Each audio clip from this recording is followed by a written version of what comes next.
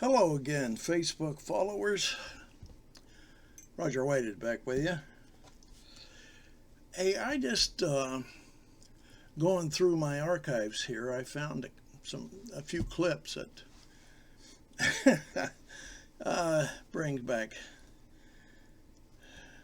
sad thoughts, and so I thought I'd share them with you guys again. I'm sure that you've seen them. Well, I'm sure many of you have seen them, probably not all. But it kind of reminds us of our world today. And so the first clip here is I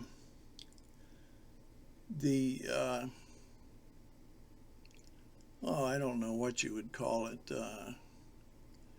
Since the Republican Party under Donald Trump refused to form a platform, so this is just them. It's not their platform, but it's the Republican Party last week.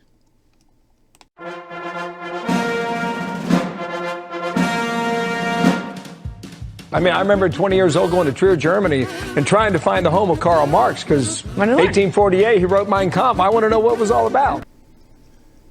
Boy, isn't that informative. These, with the Fox News and some of these other channels that are, boy, I wished I could go back to Germany and see where Karl Marx was. Oh, I don't know. These guys are, well, they're the Republican Party, and actually the sad part of it is so many watch these guys and they get their news from these people. It's just, well, I don't know. You seen what I saw. So, but these guys are really proud of themselves. There's something though that bothers me more than these networks, these Rupert Murdoch shows that Rupert Murdoch. He's the guy that has the Fox network and what is it? The Wall Street Journal and countless other newspapers. This is an anarchist, a hate monger. Matter of fact, born and raised in Australia. When he went to England, they not only took his passport, they kicked him out of the country. They revoked his citizenship. Well, now he's here in America, and he's in charge of the Fox channel and some of these other channels here where you see these Trump sycophants going on about. But like I say, the disturbing part is these guys that are elected officials, congressmen, people who are sworn to uphold our Constitution and to represent the people. Take a listen to one of these fellows here. He's I think he's either in Ohio or running for a seat in Ohio, which is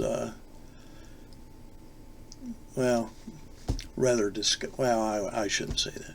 Just take a look and see what you think. I think this whole January 6th thing is a total waste of time. And as I said, we should replace it with a commission to investigate the real crime, which was the stealing of the election from Donald J. Trump. And I believe that Trump won the election. Yeah, that was Josh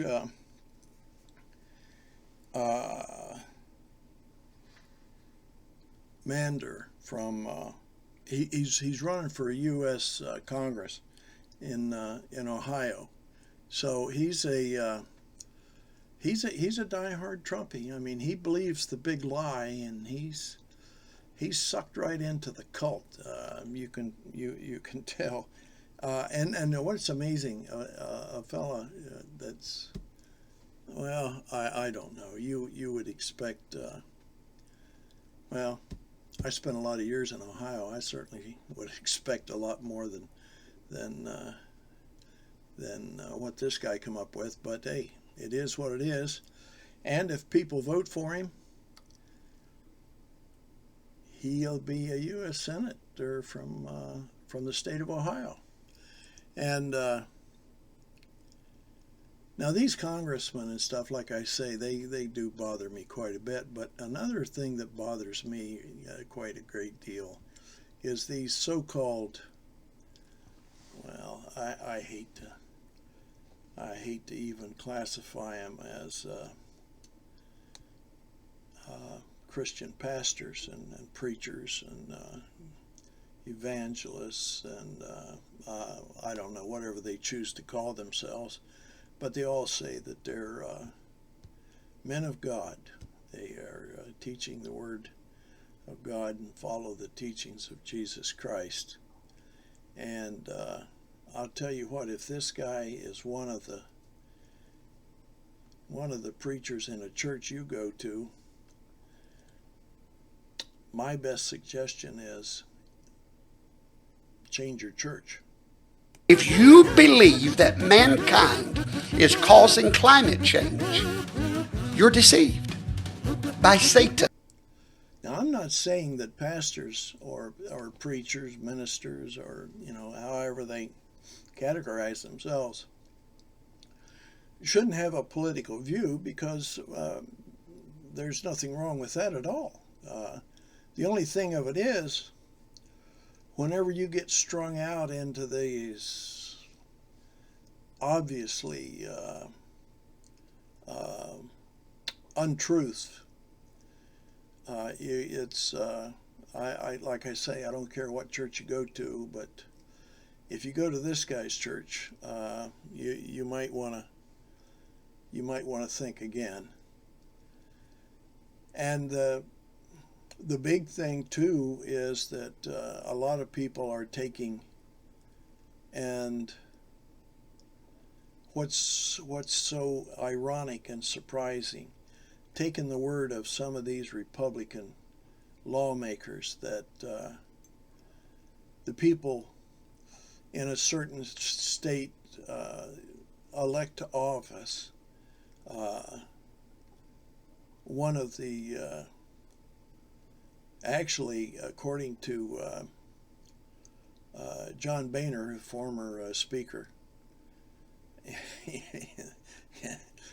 in the House, said of this guy that he is, of course I won't use Boehner's language,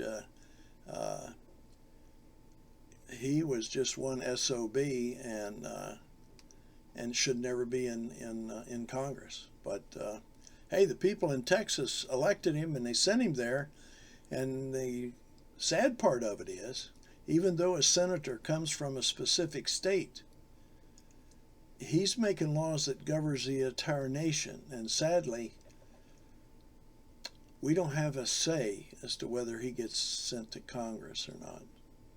And I think we should start thinking about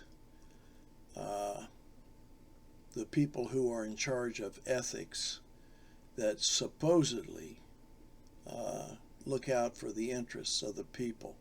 Here's a guy. Matter of fact, here's a couple of guys that really scares me, and sadly they keep getting elected to office. Watch this. I don't want to hear anything about COVID cases in Florida, mask mandates in New York, vaccine passports. I don't want to hear anything about that until the Biden administration deals with the crisis they created on our southern border. Trump won. There should be no mandates, zero concerning COVID. This is a pandemic. Fake virus, bioweapon jab. I left that short little clip in there of, I don't know who she was, but another one of the no vaccine people who would sooner see people die than to take a vaccination. I know I sit here and wonder what our world would be today if there was people like that, and some of the people today who are refusing vaccinations. I can, and the thing of it is, vaccinations has been mandated before, and the United States didn't collapse. I mean, we made it through measles, mumps, chicken pox, polio, all kinds of typhoids, and thank God for penicillin. Can you imagine how many people in this world would not be alive today if it were not for the discovery of penicillin? And now there are some people who can't take a penicillin shot. But then that's why when you go to the doctor or you're going to be in the hospital, they ask you, do you have an allergic reaction to penicillin? Because they have developed other types that is acceptable in a few people who can't take penicillin. But the multi-millions of people who have had and continue to have vaccinations of penicillin are alive today because of that. And but the thing of it that's really saddening is the politicians who try to stop people from being vaccinated. They try to scare people, and then they try to browbeat them and talk them into, well, you're losing your constitutional right. You have a constitutional right, although I think there is a law against suicide, but of course the Republican Party doesn't adhere to that because they're trying to talk as many Republicans and, well, people in general, to not be vaccinated. Don't wear a mask. Don't worry about social gatherings. You know, go out, eat, drink, and be merry. Have a great time. Don't worry about it. Because the evangelicals are telling us, oh, God will protect you. Even though, what's the number today? 625,000 Americans died from COVID. But anyway, listen to some of these other politicians. Now, these guys are governors and people in high office that continue to be elected.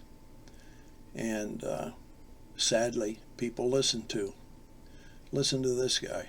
They are basically saying that we are all just subservient to medical authoritarianism. It's probably, Tucker, the most significant threat to freedom in my lifetime, certainly since the fall of the borough.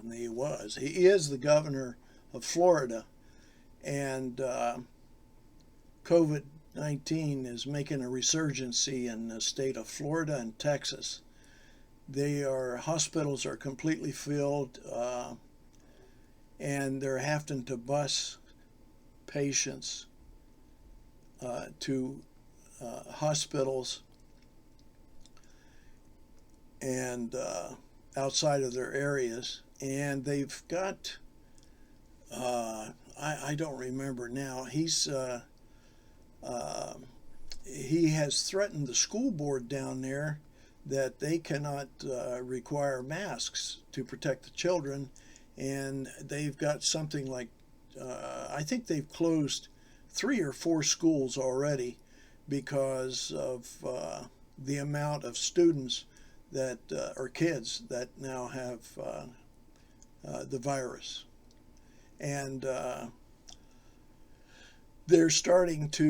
children are starting to die from it because of this new variants of COVID-19.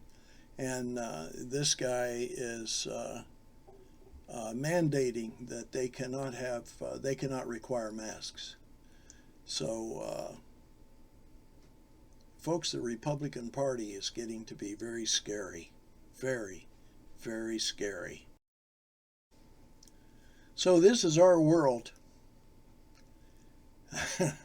And it's scary. It really is. And the thing of it is, it reminds me of the old saying, sometimes man is his worst enemy. And if we keep electing these people and putting them in Congress, I don't see anything coming better anytime soon. Sadly. All right, I just wanted to give you a little bit of an update and a reminder. It's not really an update because we've all seen this before, and we all know the situation. We know that the new variant of COVID-19 is more deadly than ever. It's more contagious, and it's now they're saying that we're going to need a booster here. Everybody that's 8 months out since they're and this is all, by the way, just for a reminder, this is all because of the number of people who refuse to be vaccinated. I think the government's saying now there's something like 60%, but if you got 40% in the area where you live, and these guys are running around and they're sitting next to you in church and going to Walmart with you and attending all types of functions. Those that are not vaccinated, the ones that are dying now in Florida and Texas, the greatest percentage, 90, what was it, 90, I don't remember, 92, 94% are unvaccinated. The people that are dying. So, the choices you make are the choices that you have to live with. And you're responsible for the choices you make. So, I can say with all honesty, I pray for those who have contracted this deadly disease. And I pray that America comes to its senses. I wish blessings on all, and that you love your brothers and sisters. Goodbye.